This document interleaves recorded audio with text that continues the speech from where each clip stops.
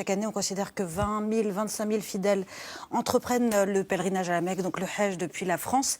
C'est un des 5 piliers de l'islam. C'est aussi un marché juteux pour différents intermédiaires.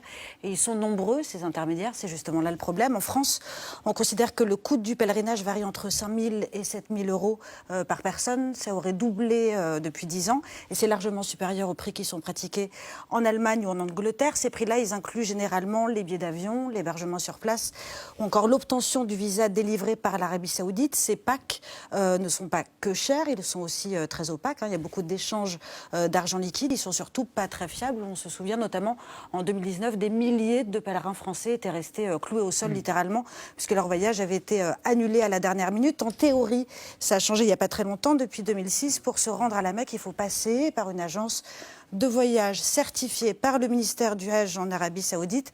Le problème, c'est que ces agences, elles sous-traitent à de nombreuses autres agences qui ne sont pas agréées, à des mosquées ou encore à des rabatteurs. Et c'est pour ça, Hakim El-Karoui, que vous plaidez depuis quelques années déjà pour que ce soit régulé, ce secteur-là. Emmanuel Macron vous a visiblement entendu, puisqu'il s'est félicité il n'y a pas très longtemps, je le cite, d'avoir conduit un très gros travail avec l'Arabie Saoudite pour réglementer le pèlerinage et que cette structuration apportera des financements nécessaires.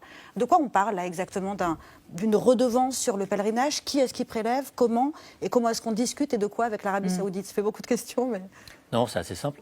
C'est une redevance de service. C'est un régulateur. Il y a un régulateur des télécoms. Qu'est-ce qu'il fait? Il dit il y a des choses qui sont autorisées, d'autres qui ne le sont pas, et il fait la transparence. Là, l'idée est très simple. C'est un organisme totalement privé, n'a pas de rapport avec l'État, qui dit il y a un cahier des charges pour les agences de voyage qui doivent respecter un certain nombre de critères. On a un retour aussi des pèlerins quand ils reviennent sur la qualité de service, puisque parfois elle est défaillante, pas seulement à cause des agences, mais aussi parce qu'il se passe en Arabie, sur place, parfois des pratiques qui sont pas normales. Et l'idée, c'est on crée une redevance parce que on rend un service d'accréditation, un peu comme Bureau Veritas, la norme ISO, quoi, vous voyez, qui travaille avec les entreprises payent pour avoir la certification. Ben là, c'est pareil. Et la différence avec ce qui a pu se passer auparavant, c'est que le produit de cette redevance, il ne va pas aller dans des poches privées, il va aller pour financer des projets d'intérêt nationaux, par exemple la formation des imams. Combien on estime, ce que ça pourrait représenter, ces sommes-là, cette redevance? Combien on gagne? On pense qu'on peut tirer 150, 200 euros par billet d'avion.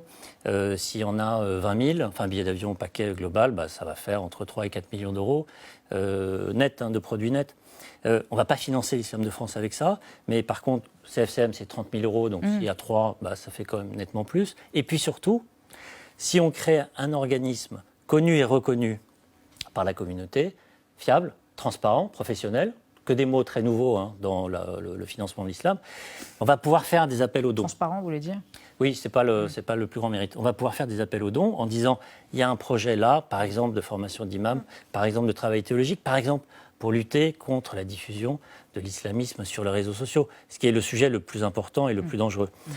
Vous pouvez donner, vous savez ce que va devenir votre argent, et je pense qu'on peut tirer là un vrai système de financement. Alors...